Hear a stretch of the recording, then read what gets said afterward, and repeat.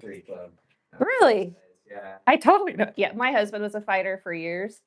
I know all the things. What was he? What was your husband's? He fought at 205 and 195 MMA. MMA as well. Yeah, he started out wrestling as a kid. Yeah. All the, win all the awards, and then did boxing like late high school, early 20s. They used to have a really, really robust boxing league here. Yeah. Won some title in that. I don't know what that one was because I wasn't around at the time. And then started doing MMA. Do you remember Team Chaos? Yes. Yeah. Yeah. So Denver and all those guys were good friends. Nathan he's the original, he's the OGs. Yeah. So like when he goes to a fight now, people are like, you're Nate Bethel. Like him and Matt Slosser and a couple other dudes that are still around. Yeah. Do you know Matt? I know Matt. I went to high school with him probably. I know Matt mostly from social media. I feel like we have a lot of mutual friends, but we never really connect. Well, he's a Kaiser kid. Yeah. Yeah. How old are you? I'm 43. Okay, so he probably wasn't. He's older than me. Okay. So he wasn't in high school when you were there, but he's been super active in the community. He's always doing something and making things happen. Very strong opinionated. Yeah. He's yes. We're live right now, by the way. That's okay. So I was making sure. I was like, I'm pretty sure. I can see it out the corner of my eye. Yeah. Okay. Cool. But we are live everywhere. We are here back at the What's Happening in Salem podcast with Danielle Bethell, current county commissioner, running for governor. Yep. I remember you told me you were thinking about it years ago. Yeah. And then here we are. You're in the mix. Yeah. Years ago, maybe not so much. I didn't start thinking about it until 2024. I guess that's 2 years ago. Yeah, I guess that is years. I think it's when we were doing the documentary. I was really navigating like a lot of conversation and pressure. Sorry, this is gonna drive me crazy. Fix it. Yeah, I'm sure. I'll just keep moving it. Yeah. So it's been an interesting and exciting journey to get from there to here, and the hardest part was making the decision. Yeah. So, once I make a decision, I'm pretty committed. I love it. And I think it's cool we have somebody from Salem, the Salem area, who's familiar with what we're going through, the struggles that we're having, the things that are going well. Yeah. That potentially could be sitting in this seat. And what do you think that would mean for Salem? I mean, it's something for Oregon in general, but curious here for Salem, what would that mean? Well, I mean, I think it's somebody who, for me, understands literally what's happening on every corner of this community. And my role in this campaign is really to educate and encourage people. It's been I started my campaign in April of 25, and I spent a lot of time out of the community, out of this area, as far as, lots of people in Marion County know who I am because of my current role. So lots of crossing the state. And one of the things that I realized when I was out in those communities is everyone has the same issues at the local level. They're all the same. Yeah. They're a little different based on geography or culture, but the fundamental issues of failing statewide systems impacts every single community. There's over 240 cities in Oregon, and I haven't heard from a single mayor yet that's like, yeah, everything's perfect. So for me, like focusing on Salem, I mean, I'm not running for governor because Salem has like the most important priorities in my mind, but it is so local and so present to the issues. It's fascinating to me that the governor literally doesn't just walk outside her house or her office. Same with the Oregon legislators, and just look down the road. They could just walk down Court Street into downtown Salem and see that aside from behavioral health, there's infrastructure issues, there's public safety issues, all things that are really being forced on local communities to navigate without partnership. And that conversation has been the same in all communities. But for me, I can just be like, hey, you want to go for a walk 2 blocks down the road? I'll show you exactly where this exists. And I feel like with politics, something I've thought about is it seems like it just has to be exhausting because I feel like there is so much that goes into like, how does this look? What's the perception of this? Yeah. If I talk to this person or I work with them, what does it mean? How are people going to see me?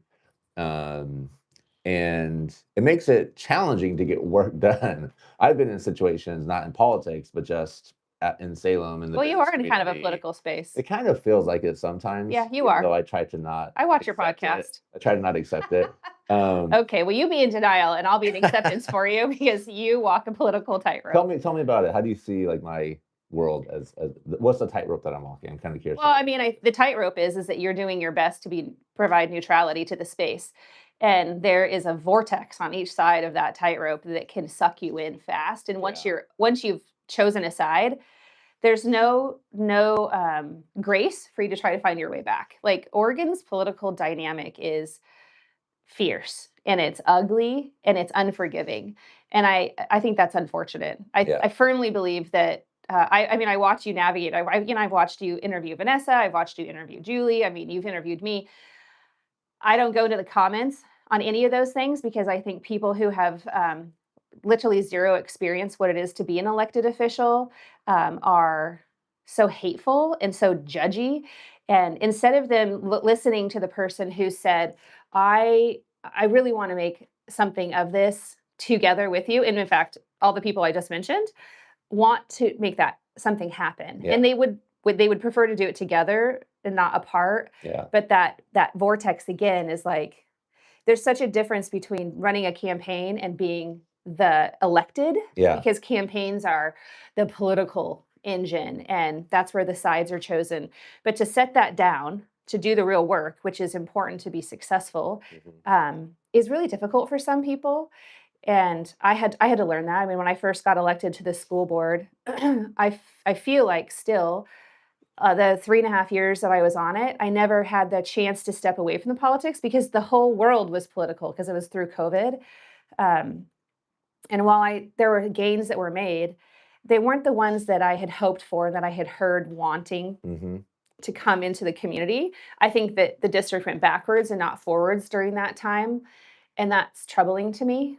And as a commissioner, it took me about a year to figure out how to break that campaign versus professional divide. Yeah. But once I was able to step away from it and just focus on the work and focus on the people that all want the same outcome, Yeah. and openly just say, it's okay if we don't agree, but can we sit down and talk together and like, can I learn from you and be curious with you?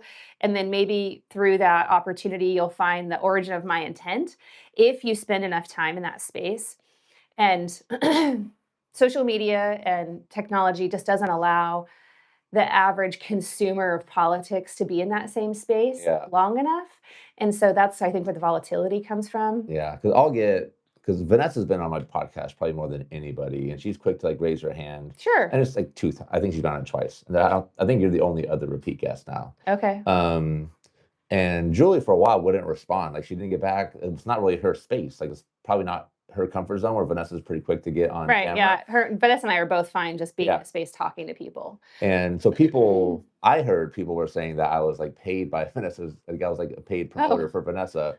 And like, no, like she just was on my podcast. And even the questions I asked and even how I talked about Julie on that podcast, I felt like anybody that actually listened beyond just like the 20-second clip that went on Instagram would see that. Yeah. And then I had Julie on, and then I had the other side who's like, oh, you're that's on this team. And it's like, it was just this episode of the podcast. If you zoom out, you see that everybody's kind of getting some stuff. Sure, but nobody does that because that takes intention, and it's everything is so reactive. Excuse me. And it's a pretty small percentage, but they're the loudest percentage. Like they're the ones that are all caps in the comments. Yeah, people that like it and get it, they just like hit like and keep scrolling. You know. Sure. Yeah. Yeah. I don't know if it is or isn't Julie's space. I mean, she is a professional performer. I think for her, this is my observation of her, is she really wants to just be in this space doing the work. And so she's reluctant to go anywhere that might distract or shadow that. Yeah. I respect that immensely because it's difficult. She's got a difficult job, more difficult than mine. You know, when I can recognize the difficulties she navigates from my relationship on the school board. You know, when you have a volatile body, you're dealing with those emotions more than you're dealing with the work. Yeah. And that's frustrating for somebody who just wants to see real progress with planning in the community. I relate to that for her. Because I'm not interested in entering into a space either. I mean, I've said no to lots of people that say, hey, I wanted to have a conversation with you. because they don't actually want to have a conversation with me. They want to talk at me and they want to act like I don't have value in that space because they're the experts or superior. That's not productive. I'm not interested in that. Yeah. But I do invite people, and I've had even recently towards the end of last year I met with a couple of folks who have come to our boardroom in the county and spoken pretty harshly about the commission and myself specifically. And I invited them to come to a conversation, and 50% of the people in that meeting wanted the conversation, and the other 50% were just angry and they wanted that one on one space to tell me their anger. And I suppose that's fine, but I don't have to volunteer to participate in that. Yeah, you get to choose like what you do with your time, and it does become harder the more public your persona is. And I Yeah. think what's challenging about the mayor position is one, it's volunteer. So like you Yeah. have all these other things you have to do to make sure you Sure. can provide for yourself in Yeah. addition to that. Right. But you're so close to all the problems, Yeah. and which means you're really close to all the emotions that are part of those as well. Yeah. And it is unfair how Julie is portrayed by people that aren't aligned with her political views Yeah. as like a villain. And a lot of it's like based on a vote about a sidewalk. And like it's not like this like controversial opinion. It's not something that's like, Right. in my opinion, has an impact on how Salem's going to run, like some evil intentions. Like it was a sidewalk in the community, whether or not it should be there, Yeah. and it became this whole thing. And people that and almost everybody voted for it as well. It's not like she was like on an island. It wasn't like Yeah. her vote that made the decision. But like that just like was carried with her forever.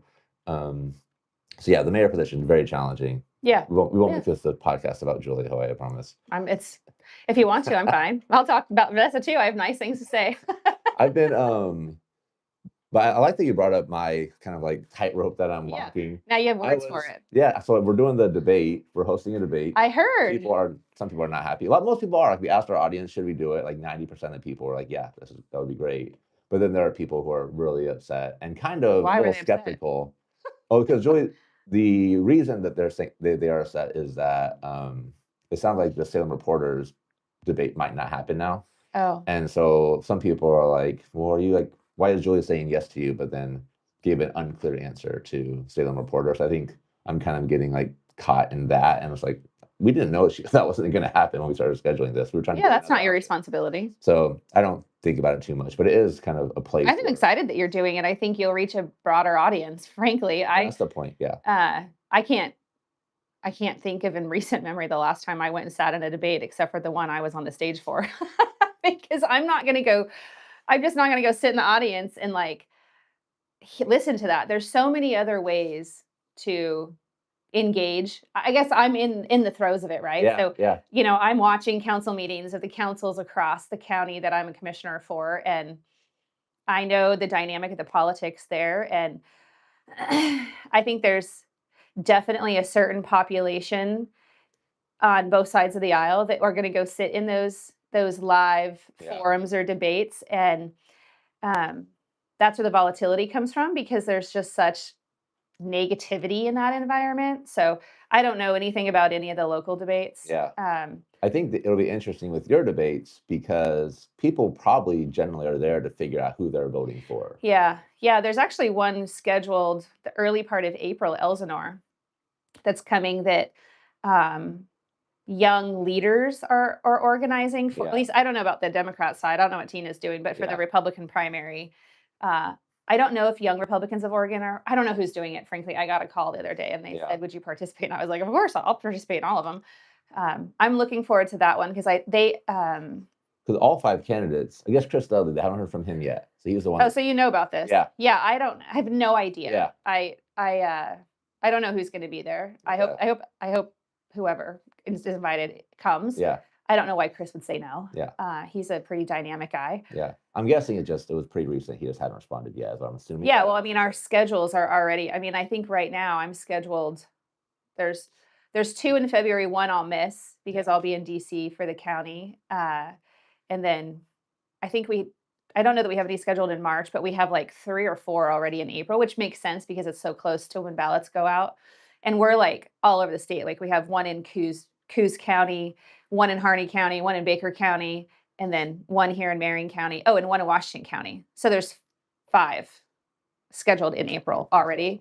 And I would suspect that everybody that is invited shows up. Yeah. I think it's how do you think that transitions to after the primaries? Because that's so much presence. Like it's a lot of people running that are very talented, Yeah. which I'm sure during the primaries is challenging because it's like, man, this is a lot of competition. I want to show my best. And but something We're all very different, though. yeah. I think this is the first election cycle that I, even myself, am excited for this primary because I think it's so important that voters have an understanding of the systems of government. And while like Chris has never been in the government, so he can't talk to like how the government functions, but you have myself and Christine and Ed who represent the two different levels of government and then two chambers of the legislature. And that dynamic in how we perform in our responses is very different. I mean, there is a stark contrast between each one of them. And that excites me because there is so much ignorance in the way Oregonians know and feel about the people doing the work, and the levels of government. We've talked about this, you and I, just kind of in passing. The city, the county, the state, the feds, they're each supposed to do something different. Mhm. And when we answer those questions, I mean, I was in Tillamook last night, and had great conversations with folks in the community that are local, and they'll ask questions that they think are hard. And I'm like, oh, I'll just tell you how to do that because this Yeah. is how I do it today as a county commissioner. And then I can get really far in the weeds versus what we've seen historically in candidates is they talk in theory and kind of uh, like taglines and catchphrases. Yeah. Each candidate is having to show more depth Yeah. because they have someone like me in the race who's like, oh, well, let's talk about that. Yeah. And that is super important to me, having that granular information shared because it provides power to the people. Yeah. When information is just such power, and it provides pressure to the candidates. Whoever wins this primary knows that they're going to have to work really hard, not just to win, but to produce. Mhm. There's a high expectation that we perform for Oregonians, and that excites me. Yeah. We talk about answering the questions about like being in the weeds. I remember during the panel we had Yeah. at the release of the documentary, Yeah. and I had multiple people that were like, I really like Danielle. Like she was Oh. so good about like talking about like steps and like having a plan. My girlfriend being one of them, who Oh. was like a big fan of Bethel What's her now, name? Jessica. Have I met her? Yeah, Hi, Jessica. it was at the documentary Oh, well, premiere, that's so not it fair. was a long time There's ago. a lot of people Yeah, there. exactly. Yeah. Okay. But yeah, for that reason, I think that is one of your powers is just how you naturally operate, but then also your experience that you bring to the table. Because Yeah. generally there's a different career path to running for governor, and Yeah. you have not followed that. I have not 'Cause followed that. usually you play for the Blazers and then you run for governor. That's how Yeah. it works. Yeah. Let's not, I mean, I'll leave the basketball to you and your dad. Yeah, yeah. No, I tried once. It didn't work. Tore my ACL. Like, Oh, did you really? yeah, it was like back in the seventh grade. Heartbreaking. In 7th grade, you tore your ACL. Yeah, Brutal. playing basketball. Okay, okay. Yeah, that's a sign. Like, all right, I'm not gonna do this Yeah, again. it's not, wasn't a sport for me. Uh, but yeah, I didn't take the traditional path, and I don't really do that anyway. I mean, I'm also not the traditional candidate. I'm not running a traditional campaign. I think that there's so much value in that. Makes it so much harder. The fundraising is harder. Entering the space is harder. I'm not of the establishment. I'm not of the elite class of rich people in the state. So when I walk into the space, people are like, "Kushi again," and then I just get to have conversations and just be a. I just like being a regular person. I do feel like I'm a regular person. I know that there's a perception that I'm not, Yeah. but I am. Yeah. I put my pants on Right, one leg at a right. time, just like you. Yeah. Sometimes I'm in a hurry, got to sit down and do two, but So talk about like the traditional path to governor. What are the steps people generally will take? Because usually they're in the legislature, right? And then they run for governor. Is that? Yeah, well, in Oregon anyway, I wouldn't say that that's the roadmap Yeah. countrywide, but here there's this um, expectation, because it's really always been that way, that you come out of the legislature and you run for governor. And I think that's where we've gone wrong. I actually, I know that's where we've gone wrong. I'll just say it on its face. When you bring somebody in to an office that's an executive office that needs to run a business, and all they've done is talk around the perimeter of that and or talk about their specific agenda, which is what you do in your district as an elected person in that district from a legislative perspective. Um, they are they're stunted coming in because it's I mean, I would say that if Tina was to be honest with all of us, and I'm sure she said this to herself, that this job isn't what she thought it was. I think that she's worked really hard to fulfill the promises that she made when she ran for office. And I believe, based on her performance and the interactions I've had with her, by the way, she's a really nice woman, really, really kind person, which I appreciate. Um, some of the decisions that she made in the legislature have tripped her up as governor. And that was, I think, a little surprising to her, if I'm being totally honest. I think she thought there was more power in the governor's office, and I think that she thought that there'd be more nimble access and flexibility to driving particular outcomes that doesn't exist. And there's obvious reasons for that if you're a political science nerd like myself. But yeah, I believe we've gone wrong in electing legislators to the governor's office because they've just never run a government. They've never seen the internal, like seen the, I don't know, the IT closet, if you will, of how Okay. those structures each work. Like, when you walk into a major corporation, you get to see what they want you to see.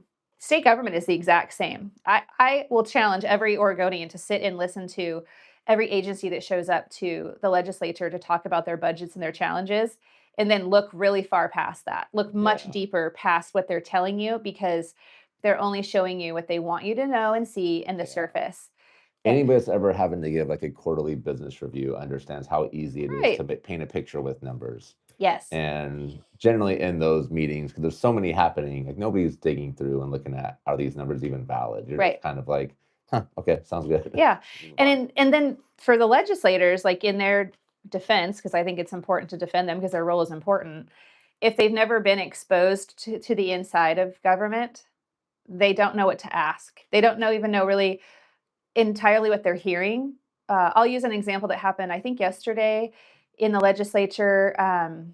A gal who runs the child care system delivery program, they didn't fund over $60 million in child care facilities and programs, um, and it was because they had a lot of internal system issues.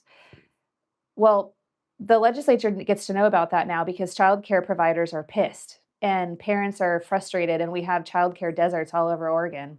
And legislators are like, why? We gave all this money to, the state, to DHS to figure this out. How come it's not figured out? How come we're not seeing dollars in buildings, in programs? And when she came and presented, she just said, yeah, we messed up.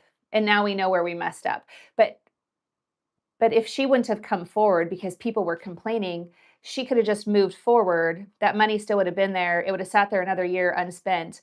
They would have addressed it in the next long session in 2027, possibly, if the governor recognized it in the roll up from agency request to governor requested budget. Otherwise, it just gets lost Yeah. in the sea of dollars and programs and 87 state agencies that exist. Yeah. That's complex. I mean, even running a business is a lot, but running Yeah. a state, like Yeah. the fact that people want to be governor is impressive to me, Yeah. I think it's not like I woke up one day or even every day and be like, I want to be the governor. Yeah. I just really want to produce the skills that I have earned through the years of my work, and scale up what I've been successful with here in Marion County and be able to get rid of the barriers that are preventing real outcome and accomplishment. The city and the county, since Julie is the mayor, has been the mayor, has really formed a really good relationship, which I'm so excited for. I mean, our public works department are working together on major issues. The Detroit drawdown is a big deal. Mhm. That issue existed before she was the mayor, and we couldn't get a relationship and a conversation to work together, which is always frustrating to me. I don't understand that. I don't know why that existed, but it did.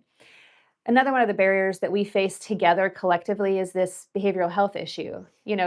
Coming here today, we're near an organization that does really good work, but they're stuck doing their work in a really small, um, kind of like churning bucket. They can't really jump, so they can't jump out of it because there's policies and decisions made at the state level that are stunting them.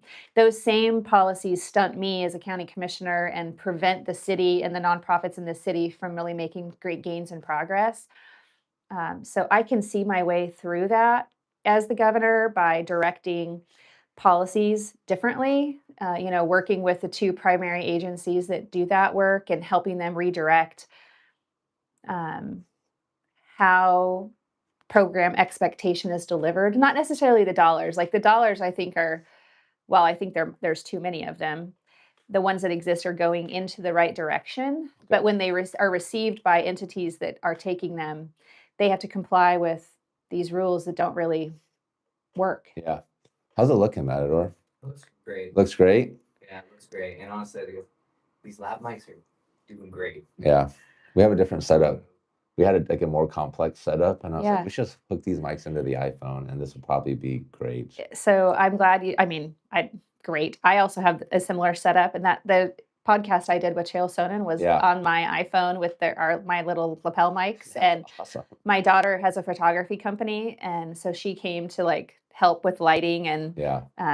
Production, That's great. and it worked It's so out. simple. And I think It it's is just so simple. you can just do things. People forget, like you don't need to wait for permission for most things. You can just like make it Yeah. happen, get started, and you kind of figure it out along the way. I think fear is what gets in people's way. Yeah, I absolutely. mean, it's scary to try to learn something new. I mean, I am learning, like I mentioned before, I'm getting ready to start my own podcast, and it's I don't know so much like I have fear about the podcast as I'm like, what do people want to know? I have so many things caught in my brain that I want to get out there just to help people navigate Yeah. like all the things. Like, where do I start? And my campaign team is like, just start. If you just Yeah, sit down with somebody and sure. just start having a conversation, it just will keep going. But then my actual fear is like, oh my gosh, how do I manage it? Like, because you want it to be consistent and something people can count on, which means I have to figure out how to like work it into the current schedule of my life that I have right now, which is Yeah. already a little What are the complicated. things that you're most like you're worried about managing with the podcast? Is it just like the scheduling? Yeah, it's Okay. just the time. Okay. It's just, it's like somebody sent me an email for today and said I need to be here 20 minutes early. And the whole way here, I was like, I'm never going to make it on It's not gonna time. happen, yeah. No, I mean, I was somewhere else before this. And it Well, just, didn't work out. it's important you figure it out. Yeah. And Just you like gave me does grace. Thank everything. you so much for Oh, for letting me sure. just show up. Yeah, that's great. I was happy. I was actually late as well. Oh, And well, look at me having all this guilt over I here. worked with you enough times that I had assumed you were already here. And so I was like, is she here? Because there's the one other car in the parking lot that might have been yours. Oh, And he's like, no. I was like, oh my gosh, I got lucky. I got lucky. I thought you were going to say that I've worked with her enough that she's always late. Oh no, not at all. You're always like I come in like right on time. exactly. Yeah. You got it dialed. But yeah, the podcast is I think the nice thing about it is when you start putting content out there, your community will tell you what they want to hear, Yeah. which makes the creation so much easier because it's like, what about this? Like, all right, that's another piece of content I can create. What do you think about the concept of bringing people live on the screen with you? Yeah. So I'm going to have my laptop and be able to I'm sure Riverside is what Yeah. you use, right? Yep. That's what I subscribe to. Yep. So I'll be using that tool, and you can go live and then bring them into the space. Yeah. Have you done that? I have. How'd it go? It was great. Yeah. I think it would help to have like a producer that can help with that. Sure. So you're not managing it all. Maybe Yeah. you're already doing that. No, I haven't even Okay. Nope. But yeah, bring it in, try it. If it doesn't go work well, then you learn and you do it better next time. You know what I mean? Yeah. I think the hard part about the first episode is going to be your worst. You just have to be comfortable. Like, all right, this is not going to go perfect, but I'm going to produce it. I'll learn and I'll do better next week. And Yeah. that's the journey. The editing part scares me a little bit. That's why we actually just stream it live. Oh, because you're done editing. You're like, hey, folks, this is out it. there. And then I have somebody that pulls the live stream and then like puts it on the different podcasts for Okay. audio. Yeah. But for the video, like, yeah, editing a podcast with multiple cameras is quite a chore. Yeah. And so it's not something I would ever personally do. So the Yeah. podcast wouldn't exist if I took that approach. So maybe we'll get there at some point. We'll have a team and they can help out with it. But right now it's like, it's out there. You have the content, the audio is Okay. available, and keep it simple, Yeah. honestly. Well, if I do it, it'll have to be very simple. And Riverside now has it. It's turning into this podcast presented by Riverside. Yeah. But they have it. You can actually just hit a button and it will publish the podcast for you. And it does like a decent job with editing as well. Okay. So Yeah. Well, I need to just get it going. it used to be so hard to create content. Like the captions, as an example, you used to have to like write down every word that you said and then like overlay it on the video. But now you just hit a button and it does it for you. And people just don't understand like how cool that is. I have a young team that's helping me on the campaign, and they've been really excited to start a new feature of the campaign, which is I think it's called Daily, mostly like in parentheses Daily with Danielle Bethell, and they're young folks. They're like 20 to 24. They are really interested in just like, what does the political environment look like and how, from their eyes. And so TikTok and Instagram is kind of, I think, where they live their social media lives. And so they have been collecting questions from like a younger population, and they're just going to randomly, wherever we are, be like, Danielle, answer this question. That's great. I'm excited for it because I can just do that. That's one of the things that I'm glad I have figured out in myself, is to just be who I am. Mm-hmm. So when people ask anything, I'm like, yeah, I'll tell you about that. Yeah. And if I don't want to, I'll say, yeah, I don't want to. So I won't. And then, okay. Yeah, I really feel like the key to content is figuring out, how do I produce as much value as possible with the least amount of effort as possible. I think that's a great example of that. Well, just like, I think the goal is to do, they start the video, ask the question, and I have like 15 seconds to answer it, because you get those quick reels. And oh my gosh, I'm like, well, sometimes I'm just going to be like, well, we're going to have a podcast about that coming soon, because it'll be longer than a 15-second response. But the nice thing about that, though, is what I've learned with social media is it's better to give not enough information than too much information. Because if you give too much, like people are like, it's kind of boring, they'll scroll. But if they feel like they missed something, sometimes they'll ask a question, or like they'll even go rewatch the video. FOMO is real on social. It's like, what did I miss here? And so, and all of the things are good for the algorithm, because it teaches people that they're interacting with the content. It's just weird. And then people will like leave comments like, you didn't answer all these questions. Like, it was a 20-second video. I apologize, but in the podcast, you can catch all of that. So. I have seen on your comments people complain about like, what the heck? Like, wait a second. Someone recently was very angry about my backwards hat. Like, grow up, wear your hat. Seriously? Like, I don't know. It was like 5:30 in the morning. That was like the first thing you woke up. Look at this guy. He's got his. He's like, wait a second. Yeah, it's like this is for you. This is a sign that I'm old. Is my backwards hat? It's all 40-year-old guys wearing backwards hats now. So. Well, they're obviously missing the TikTok trend of all the young women. And I say young because they're like all between the ages of like 30 and 45 who are doing the wall lean backwards hat thing with their partner. I'm just saying, there's something to it. So those that are pissed about his hat, like, go find a partner and turn your hat backwards and lean them on a wall. See what sparks fly. That's awesome. Yeah. What do you feel? So I feel like in this race, if a Republican wins, there's a lot of pressure. Because it's been so long since we've had a Republican governor. There'll be a lot of expectations. A lot of people who will be ready to be like, told you this wasn't going to work. Is that something that the candidates talk about, or is it right now, is that not even a focus, and it's just we just got to do the work? What are you asking me? Is that something that the candidates talk about, like if a Republican wins? No, I would, but no. Okay. Nope. I think that there are. So for me personally, because I'm not this like, I don't come into this with I'm the only one that can do this job. I'm the best, because that's stupid. That's super stupid. I have a style and a knowledge and a experience that is very different, that will just make me different coming into that role. I would say 2 of the 4 top candidates, I'm one of those 4, have totally openly acknowledged that. I have a relationship with every single one of the top 4, and then there's a 5th candidate that's moving his way in and around this that I have a relationship with too. He's from Salem, I learned recently. Yeah, North High grad. No, we don't talk about it, but I have talked to them before. Like in 2022, I worked on one of these individuals' campaigns, And then until a couple weeks ago, one of the candidates was really supporting me and helping me on my campaign. And then, Dudley, I reached out to him last year and built a relationship with him. He's a really wonderful man. He's got a lot of knowledge around economics. He tells the truth in that space. Um, what voters just have to dissect is, what is it that you want out of the governor of Oregon if a Republican is elected, and that matters who you vote for in the primary. If you're looking for a governor who's going to be angry and aggressive, there's two candidates that you can choose from. If you're looking for a candidate who's really going to focus on Portland and their version of what the state could look like if Portland was better, there's a candidate. If you're looking for a candidate or somebody who's just going to come in and work with the whole state and figure out how to solve the state's problems with state agencies, with systems that are already in place, there's a candidate for that. I feel like that's you in this. It is me. You're painting that picture. Okay. Yeah, like I mean, it is true that I'm a Republican. Which one is Medina? He's the fifth? What was he? He's one of the first two. Oh, okay. Yeah. So in the first two that I described, is like somebody who's going to be angry and volatile and coming into the space. Like he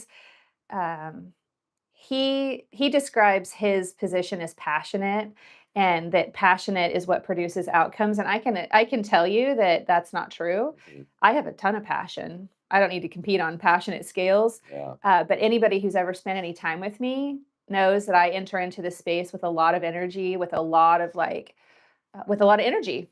And I speak my mind, and I press the environment really hard, and I just have expectations. And I know from real life experience as an elected official running the fifth largest county in the state that you need a hell of a lot more than passion to get outcomes. You need more than passion to build relationships. There's such a necessary box of tools that are so important to kind of creating a holistic leader, that is also like one of the components that is missing from a lot of the candidates that I think I have is this real want and willingness to sit down with people who have a perception of me and explore that. I'm not going to spend a lot of time in it if they're not willing to find the way to a relationship, but I'm happy to sit down with people who have a perception or a belief about who I am or what I do and why I do it, and listen to them, and then look to see if they're willing to be receptive to redirection or a relationship. That just matters to me. Yeah. I'm just sick and tired of this siloed like superiority complex that comes out of these state leaders. You're not a freaking leader to me if you just stand on your box and point fingers and blame everybody. Like that's just not. It's not effective. It's obviously not effective. Yeah. And I'm just sick of it. Yeah. It's kind of interesting because I feel like a general rule of leadership is like privately have the accountability conversations, but publicly give recognition. And I feel like sometimes with elected officials, it's the opposite.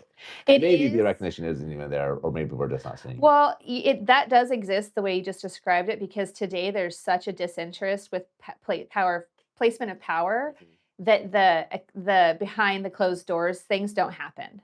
And if they do happen, it's because there's a bigger authority, more power on one side of that dynamic that's thrusting and bullying.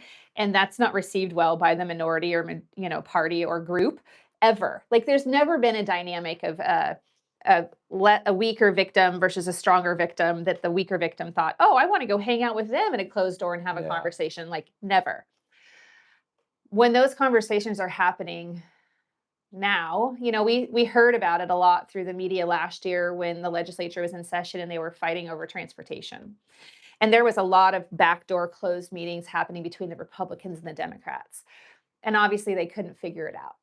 Well, that's a choice. Them not figuring it out is a choice. That's a volatile political dynamic. There was a way for them to take the bill that they forced through the special session that happened in the fall. They could have really, if the Democrats wanted, if the governor wanted, they could have worked it out in the long session and saved everybody time and angst. And that it's a choice for them to not do that. And right now, the Democrats can, because they have so many people in power. I find that to be weak. Just because you can doesn't mean you should. Yeah, I like it.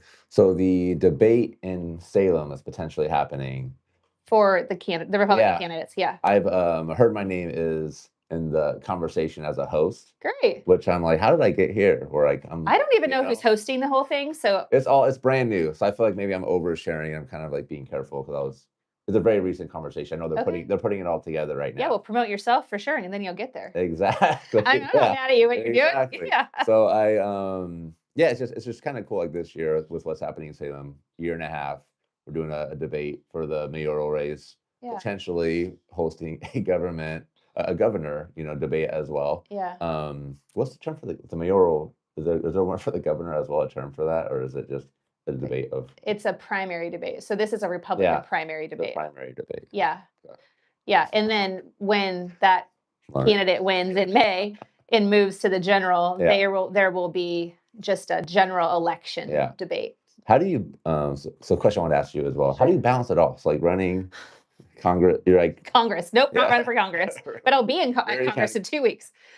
Yeah. Commissioner, business owner. Those are a lot of different hats, and they all seem very full-time. Yeah, they are. There's a lot of really long days. I don't think that I've worked less than a 12-hour day in 8 months. Working every day. It was a commitment that my family made when I sat down in late 2024 with some commissioner peers from across the state, just asking them what their expectations were was helpful. Mm-hmm. And then talking to different candidates who may be running. I literally talked to everybody that's in the top part of this primary right now before I made my decision, because I'm not, for a lot of reasons. But it was information collecting and then taking it home to my family. I'm a mom and a wife and a grandma, and everybody has to pull their weight. Everyone has a piece of this in my household. And then I had to decide, knowing that I wasn't going to be the fundraising front runner, how much of my own self I could give to this, and how would that look? How would I handle it? And I'll tell you, a lot of my upbringing prepared me as a person, equipped me to do difficult things. Mm-hmm. And I just navigated. I mean, I have my board of commissioners is supportive. So, I'm present for my county job, which is the priority. Like, I made a commitment to this job. I love this job. Mm-hmm. And I have a lot of projects that I'm leading in this job that I wasn't going to just pause or make go away because I wanted to do this campaign. So my campaign is around the peripheral of the commissioner job. I am participating less in like after hours activities in my county right now. Unfortunately, I don't get to do the whatever Valor Mentoring bowling thing is next week, which I've done every year because I won't be around. And I've been afforded support, which has been helpful in the mobility space. I'm not just in a car. I mean, I'm literally flying down tonight to Southeast Oregon for 2 days because there's people who are really committed to me as a candidate, and they understand what my commitment to my job and my family has been. And so that's been, I wouldn't be able, today my schedule is, I started at 7. I came here for this, which, we're going to just till 9 to 10 or whatever. Yeah.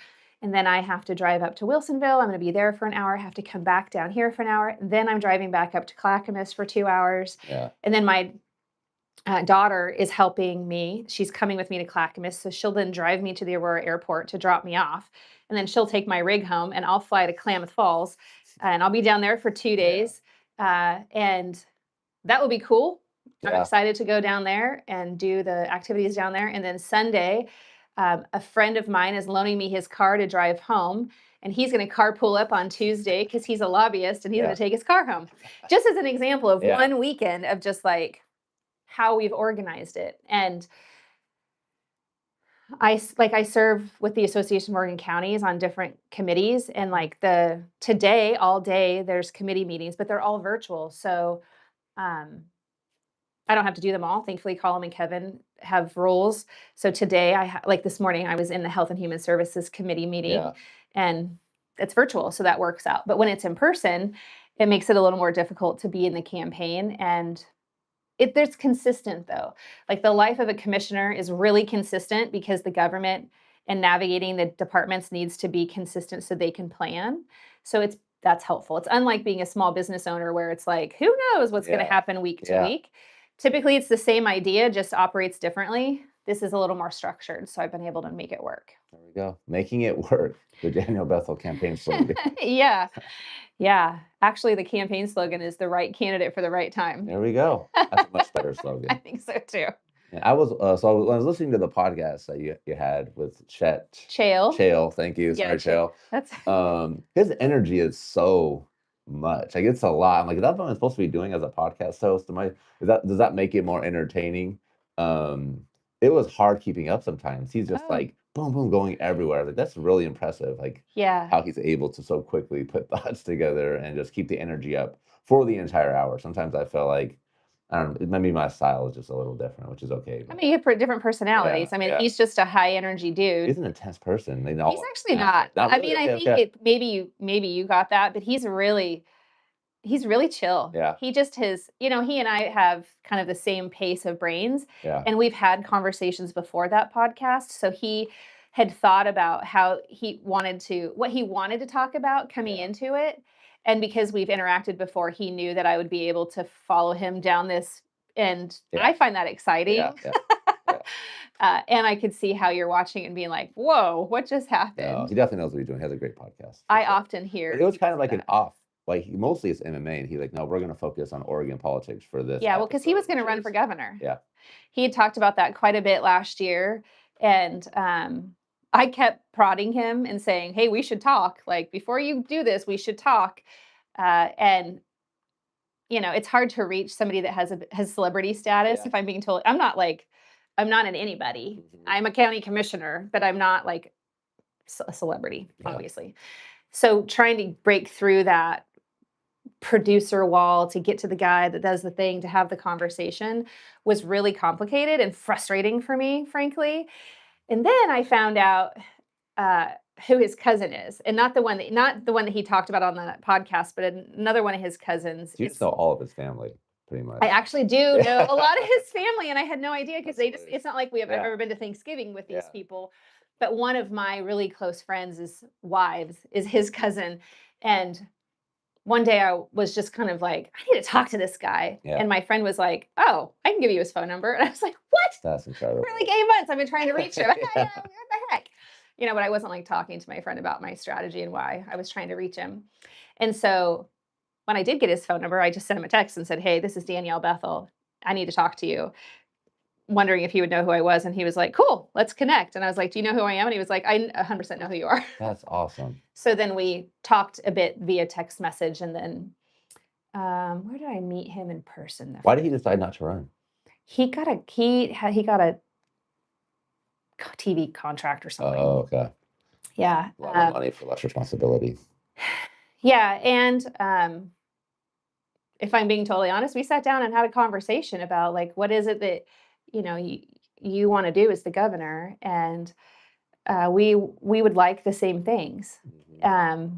But then when he started asking me questions, he did a lot of processing, I would say. I'm not going to talk for him, but he asked some really good questions, and then things in his life started to line up the way he wanted it to line up, and I feel honored to receive his endorsement. There was this weird like transition between me announcing his endorsement and then him being at David Medina's thing and then my podcast with him. Yeah. But I remember I saw that on Medina's. Yeah. Like somebody shared it with me, and it was like, it looked like he was endorsing him. Right. I was presented, and then you on the podcast, and he was very clear, like, this is what I'm voting for. This is what I'm supporting. So yeah, he's a nice guy, and he likes David. I like David. Yeah. I mean, like I said, I met with David last year, and David and I have a lot in common. So it seemed like David has a lot of energy also, which I think will be nice for the Republican Party to have like a young person, outspoken, and can do a lot of the things. But I think his experience will come into question as we're deciding who to vote for, and is he ready to actually be the governor, even though he's very good at, he has his audience, he's well spoken. Right, yeah. I do wonder, this is not about David at all, but like a world where like the first influencer wins an election because there's so much visibility, they have a lot of trust with their audiences, and does that become, are there people with audiences who decide like, all right, I'm going to get into politics and throw my name in a hat and then win an election, and then we'll wonder how qualified they are and drop the. Yeah, I mean, I could go down that rabbit hole all day. I mean, I think that's basically what you've had in governor in Oregon. I mean, we've had people who have worked a lot outside the system in the legislature, and then they win governor, and then you get this person that's like trying to figure out really quickly how to navigate and learn and keep up, and that is hard, and they can't produce their outcomes as fast or at all because they didn't know anything. I mean, just last weekend, there was a forum in Portland that I participated in. And two of the candidates, who are really intelligent people, made commitments that they literally cannot do as governor. And I think they got caught up in the energy, and I know that they believe what they said. They want that, but there's a process in order for each of the commitments that each person made that is very robust, and it's very participatory of the elected body, of the legislature, or the vote of the people. So for any candidate to ever stand up and be like, I'm going to do this, well, you better be able to do that. Yeah. People are sick and tired of these false promises. And I think we've had influencers in politics and influencers outside of politics kind of talk in both spaces. I don't know what time it is. We've been going. It's 10:01. Oh, look at that. Like right at the hour. Sorry about that. It's okay. Anyway, I think anybody could potentially do the job. Yeah. It's just how long is it going to take them to learn it and execute it? Because so much of it, you're leading with influence. You have to get people buy into this, and right. You can't just make a decision. And so the governor has a lot of authority and a lot of direction power in the state agency space. They are the CEO of the state. Like it's that basic. And there's a lot of different Oregon revised statutes, policies that come out of the legislature, and Oregon administrative rules designed in the agencies that the governor needs to understand the dynamic of to make them work or eliminate. The rule part of it is more easily eliminatable for a governor than a statute. The statute requires the legislative body. And the dynamic of like what your promise is. So for me, I have made a very clear commitment on a variety of things. And one of the biggest things is I will produce accountability in the dollars that we spend across all systems. Literally, I know how to do that. It's not that complicated.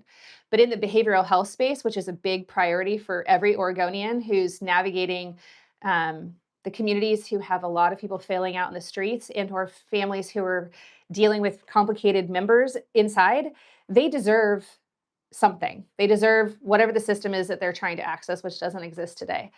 I know exactly how to go into the agencies and figure out that work. Like today, I do it as a county commissioner. Same thing. So it's easier for me. But some of the bigger things that people need and want, affordability, we're talking about taxation. Oregon needs to have like the right sizing conversation around how much we're spending. Do you want to be an income tax and a property tax driven state? Or do we want to start talking about a consumption tax? What does that mean? Who does it apply to? And what does the driving outcome look like? That's a big conversation to have.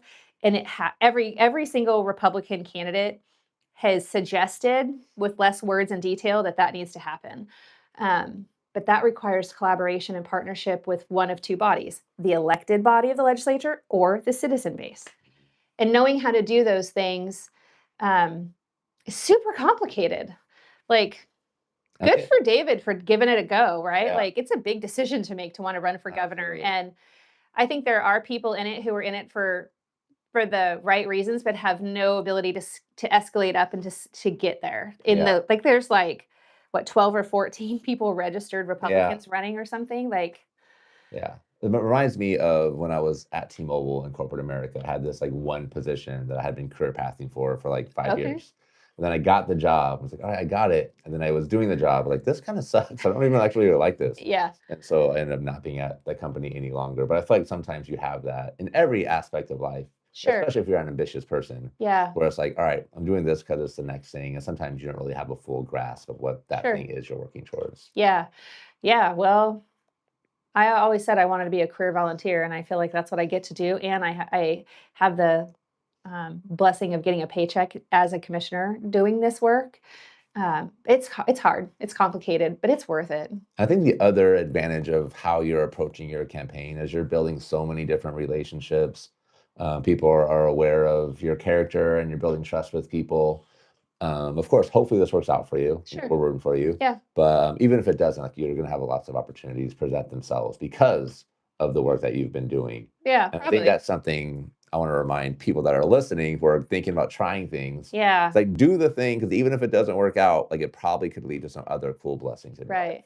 And don't blow up the bridge when you're trying to do it. Yeah. You know, I think Close the that I bridge think for sure. well, you know, I would encourage anybody also to try to do whatever the thing is. But remember that the person in the space that's doing that thing or that's navigating around it is also equally important. And I don't really believe that one person is better than the next. We just all offer something different. And I do wish people who are running for office specifically would enter into it with a little more character. Mhm.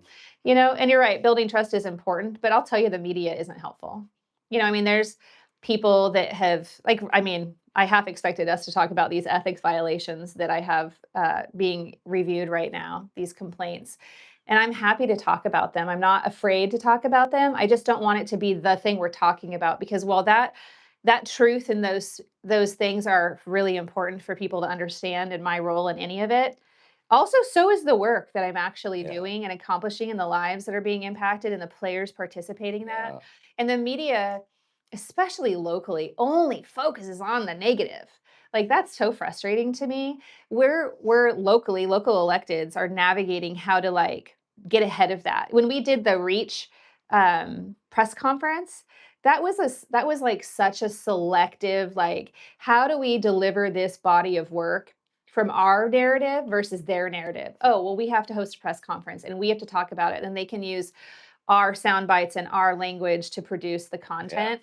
That is so laborious because we're like working against this stream of media who is really what feels like selling information versus providing education. I don't really like that part of it. I think what was interesting about your ethics violations is that you went to a lawyer first and asked, what should I do here? And you were following their guidance in how you approached it. Yeah, so there's two active investigations right now. The first ethics complaint that came about didn't involve any lawyers. It involved my daughter getting a speeding ticket. That's right. You yelled at a cop or something. I didn't yell at a cop, but I was upset. But I think what people forget is that I am a human and a mom. And I mean, do your kids drive? Not yet, thank God. Okay, My well, youngest, like I don't even know. Maybe hopefully have driving cars by well, then. I have three children who drive, and my two oldest kids have interacted with traffic stops before, and each child has called me during the traffic stop, just like panicking, like, "Oh my God, what do I do? I got pulled over by a cop." Yeah.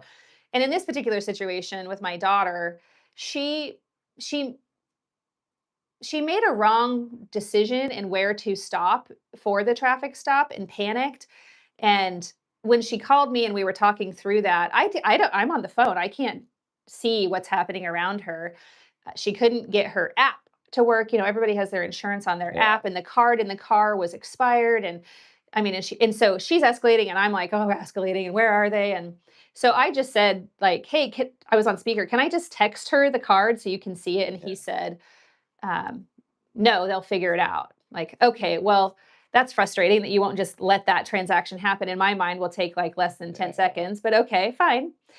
And then I said, can you send her to a different jurisdiction for the citation?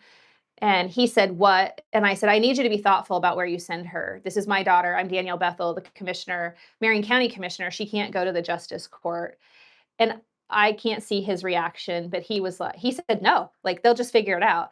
That upset me because like I'm trying to do the right thing by identifying who I am in that role. I really felt like it was the right thing to do to provide the context.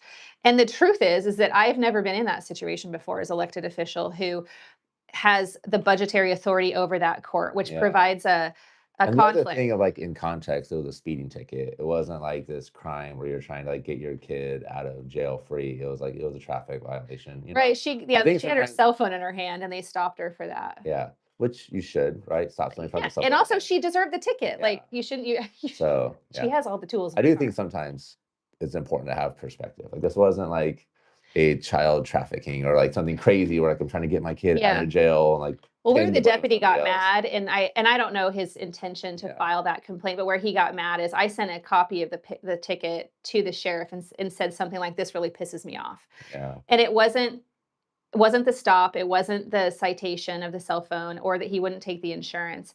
It was that in my perspective, he cited her for 3 active citations. Mhm.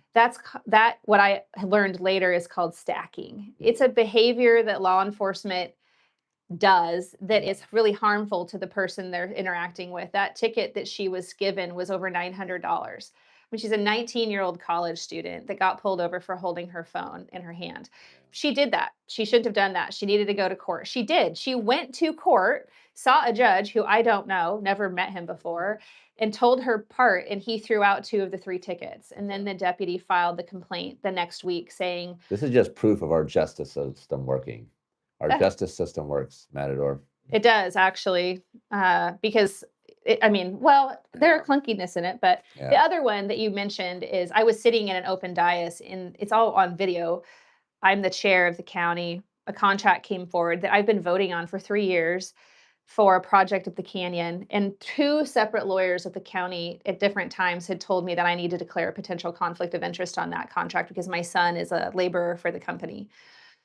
I'm happy to do that. I think people should know I'm not trying to earn anything here, but the interpretation of the law is I'm supposed to declare a conflict and not vote. Well, that's a difference of legal opinion based on the circumstance, and my lawyer in the meeting, which you can watch on the video, walks over to me and says, "You need to declare a potential conflict." Okay. Oh God. So I do it, and then actually a member of the Marion County Democrat Party filed that second complaint against me. And I feel that's a little politically motivated because for 3 years I've been declaring this potential conflict. And I'm not saying that maybe she was just paying attention and she decided to file it now. I've since taken a training with the Ethics Commission and hypothetically provided this situation. Was it like a virtual training or what was the training? It was I mean, there was a. Is it one of those that you click the buttons and you have to pass the quiz at the end? No, thank God. No, it was a live person, but we were on Zoom or Teams or something, and there was different people for elected positions in different areas of the state. They all had ethics violations. Like it was no, like no, I don't know that any of like them after. did. I'm just imagining like it's like after school detention, and it's like all the elected. Maybe not. Okay. So I don't think that OGEC, the organization that does these trainings, tries to be reactive. I think they try to be proactive. But I've had 2 situations outside of these complaints where I've been curious about their interpretation of the law that I have heard legal opinions on differently. Yeah. So it's my responsibility as the elected official to know the law. The very frustrating part is the different interpretations. So it's a crapshoot, like I did what I was told by the lawyer, and usually what happens is OGEC will hear that the lawyer did send a notice saying, "Hey, I gave her this advice to do this." Typically they heed that and then say, "Hey, well, we disagree and this is what she should do." And then I would perform that. It's just a learning experience. And there's a lot of learning involved, and there's also a lot of assumption involved. And the worst part of all of it is that the people who maybe don't like me because they just don't like me, or they don't want to like me because I'm a Republican, are questioning my integrity and my character. That really bothers me, like, deeply, because I've never been one to get something for myself. Like, Jesus, are you kidding me? Like, and also I don't, whatever. So that bothers me. So I'm looking forward to this to be behind me and focus on the work. But I always suspect wonder too when people see this person has an ethics violation, like how do they interpret that in their head? Like what do they assume happened? Because I feel like, well, there's no violation yet, just to be clear. There's just a complaint and they're investigating it. But even if there is an ethics violation, the truth is that it's a learning experience. It's not, I mean, unless you've stolen something or Yeah. you've done something That's what I criminal. wonder. Is that what like the assumption? Is that the association they make? I when they think see so that in some policy? cases. I mean, I've been spending a lot of time since the media pushed this out in different areas of the state and have had this conversation a lot.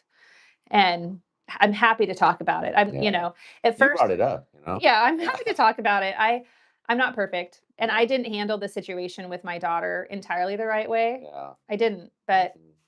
I know how to. I guess what I learned from it is I have a deeper knowledge of how the courts work and how the interaction of my family going into the justice court for any reason is punted to the circuit court. Yeah. I truly, this maybe isn't helpful for anybody, but I truly did think when my daughter was navigating that she couldn't go to any Marion County court because I have a relationship with also the circuit court. Mhm. Like, I don't know all the judges, but the courthouse belongs to the county, which we oversee as the budget authority.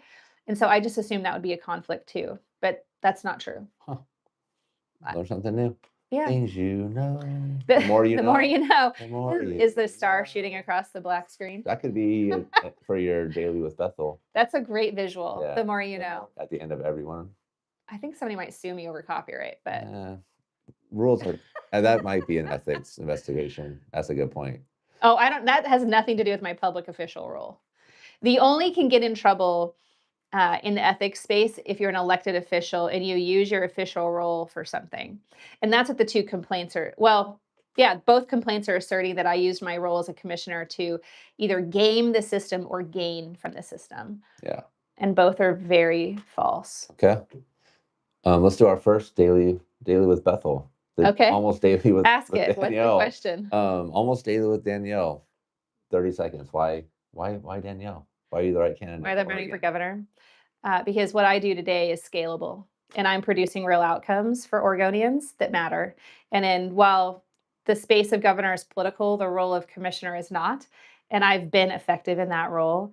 And I have a lived experience that puts me aside from every other candidate differently with a different perspective of navigating homelessness in the mental health system with my mom. And I can see the application of real outcomes. For me, it's an opportunity to really take something that is a job and perform at it. Like this is a really big interview for me. It's not going from one to the next. It's just getting a promotion. And I'm just a very different candidate. Very different. Yeah. Thank you, Danielle, for being here at Metronome on the What's Happening in Salem podcast. We appreciate you. We like supporting our own. So glad you could make the time. Thank you. Let's go. Watch the mayoral debate. Yes, I might be there. We'll find out. You're going to be at the mayoral debate. Oh, the mayoral debate. Yeah, sorry. That's okay. I'll be there. I'm actually not is it still live? Yeah. Or still live. What is going on right now? It's hilarious. Danielle Bethel.